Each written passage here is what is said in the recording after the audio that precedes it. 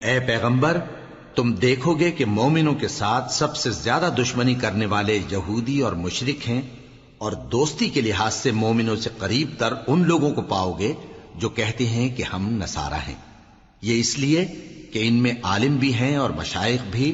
اور یہ کہ یہ تکبر نہیں کرتے۔ اور جب اس کتاب کو سنتے ہیں جو اس پیغمبر محمد صلی اللہ علیہ وآلہ وسلم پر نازل ہوئی،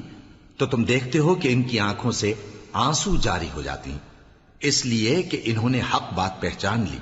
اور یہ اللہ کی جناب میں عرض کرتے ہیں کہ اے پروردگار، ہم ایمان لے آئے سو تو ہم کو ماننے والوں میں لکھ لے۔ اور ہمیں کیا ہوا ہے کہ اللہ پر اور حق بات پر جو ہمارے پاس آئی ہے ایمان نہ لائیں،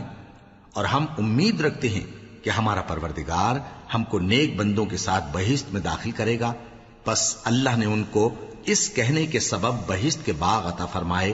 جن کے نیچے نہریں بہ رہی ہیں، یہ ہمیشہ ان میں رہیں گے، اور نیکوکاروں کا یہی صلہ ہے۔ اور جن لوگوں نے کفر کیا اور ہماری آیتوں کو جھٹلایا وہ جہنمی ہیں۔